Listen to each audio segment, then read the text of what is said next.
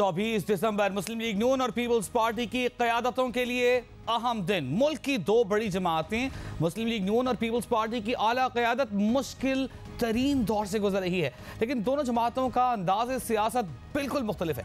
माजी करीब के बरक्स मुस्लिम लीग नून का लहजा धीमा है तो पीपल्स पार्टी एहतजाज के लिए किसी भी हद तक जाने को तैयार है। नून लीग की क़यादत की एक मुश्किल से जान नहीं छूटती कि दूसरी तैयार खड़ी होती है। कभी किसी रहनुमा पर गद्दारी के मुकदमे चल रहे हैं तो किसी को एहतसाब अदालत का सामना है।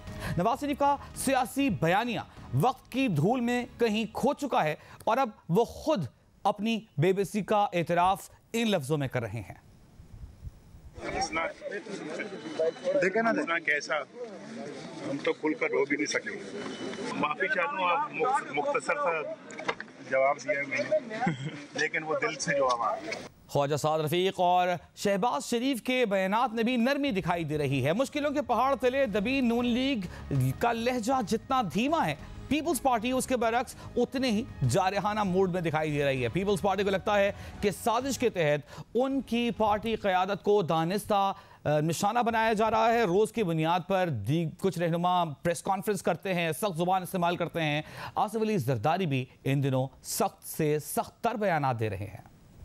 जिसका टेन्योर, जिसकी नौकरी 3 साल की हो, उसको मेरी कौम के फैसले करने का क्या हक पहुंचता है?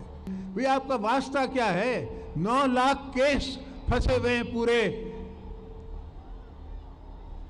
जुडिशियल सिस्टम में। आप वो काम तो करें। और आपकी लाइफ नहीं है, आपका फ्यूचर कुछ नहीं है। हम आपको अर्ली इलेक्शन करा के और पाकिस्तान पूरे में पीपल्स पार्टी की विक्ट्री करा के पीपल्स पार्टी की हुकूमत बना के दिखाएंगे। मुतवक्के हालात के पेश नज़र दोनों बड़ी जमातों की हिकमत अमली में वाज़ेह फ़र्क दिखाई दे रहा है। अलग अलग हिकमत अमली इख्तियार किए हुए हैं। इस सारी सूरत हाल पर बात करेंगे सीनियर तज्ज़ियाकार सोहेल वड़ाई साहब हमें ज्वाइन करें। सोहेल वड़ाई साहब, बहुत शुक्रिया आपका। सबसे पहले तो ये बताइएगा कि 24 दिसंबर आ रही है, नैब रेफरेंसेस का फैसला आना है। मुस्लिम लीग नून के लिए अहम दिन है, लेकिन पार्टी रहनुमाओं के बयानात अभी नर्म हैं। अमली तौर पर मियाँ साहब की गिरफ्तारी की सूरत में पार्टी को मुतबादिल तौर पर चलाने का बंदोबस्त भी कर लिया गया है।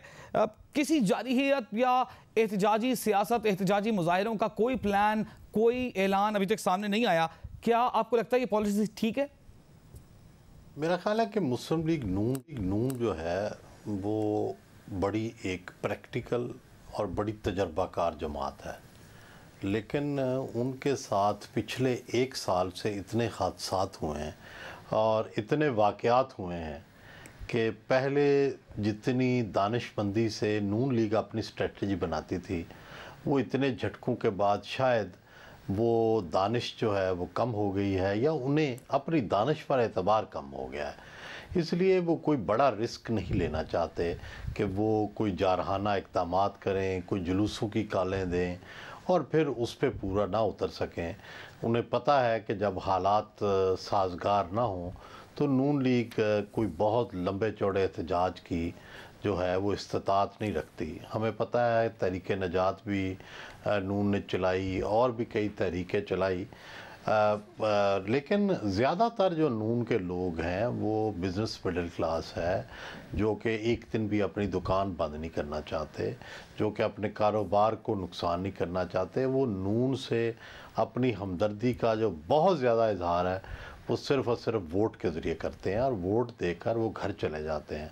हाँ, कोई बहुत बड़ा इकनॉमिक क्राइसिस आए, कोई बजट का इंडस्ट्रियलिस्ट के ख़िलाफ़ आए, ताजरों के ख़िलाफ़ आए, तो हो सकता है वो 1-2 दिन दुकानें बंद कर दें। इससे ज़्यादा सर साहब, मुस्लिम लीग नून की जानिब से एहतजाजी सियासत का रास्ता इख्तियार ना करने पर जो मुखालिफिन हैं उन्हें यह कहने का मौका मिल रहा है कि पार्टी अपनी स्ट्रीट पावर खो चुकी है या मसलहत पसंदी का शिकार है। आप इत्तेफाक करेंगे इससे? देखिए, नून लीग में उस तरह से स्ट्रीट पावर नहीं थी। शुरू में उन्होंने जमात इस्लामी को इसीलिए अपने साथ रखा था कि जमात इस्लामी एक प्रेशर ग्रुप है, स्ट्रीट पावर है। और फिर एक वक्त आया कि उनके पास जो बाज़ार की ताकत थी, जो ट्रेडर की ताकत थी, वो नून के पास आ गई। और आपको याद है कि मोहतरमा बेनज़ीर भुट्टो के 2 अदवार में उन्होंने बड़ी दफ़ा हड़तालें भी करवाई, पहिया जाम जो तहरीक है वो भी चलाई। और वाकई वो कामयाब रही पंजाब के शहरों में, क्योंकि बड़ी वाइड पॉपुलर सपोर्ट थी।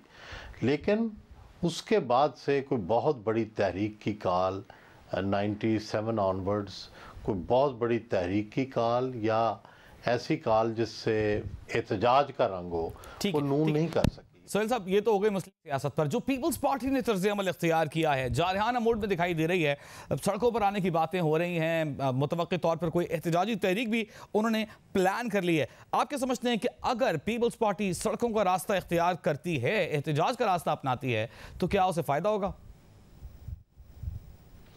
देखिए, एहतजाज के हमेशा फ़ायदे भी हैं, नुकसान भी हैं। फ़ायदा उन्हें यह है कि ज़ाहिर है उनकी स्ट्रीट पावर बहाल होगी, उनकी पॉपुलैरिटी बहाल होगी, आसिफ जरदारी का स्टेचर बुलंद होगा।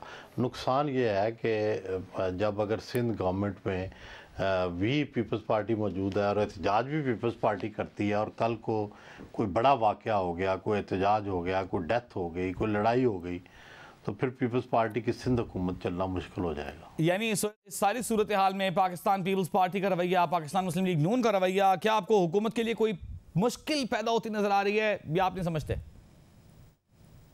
मेरा नहीं ख्याल कि कोई इस हुकूमत को फौरी कोई मुश्किल दरपेश है, लेकिन 6 महीने के बाद मुश्किलात का आगाज़ होगा। उस वक़्त तक जो अपोनेंट पार्टियां हैं, पीटीआई, अपना पीपल्स पार्टी और पीपल्स पार्टी और नून लीग, ये मिल चुकी होंगी, और मुल्क में अगर मईशत ठीक नहीं होती तो कपल्ड विद दैट सिचुएशन ये दोनों पार्टियां बड़ी इफेक्टिव होंगी। बहुत शुक्रिया सोहेल का ख्याल ये है कि अगले 3 महीने हुकूमत के लिए कोई बड़ी मुश्किल खड़ी होने नहीं जा रही। ना मुस्लिम लीग नून खड़ी कर सकती है, ना पीपल्स पार्टी इस वक्त इस पोजीशन में है कि हुकूमत को टफ टाइम दे सके।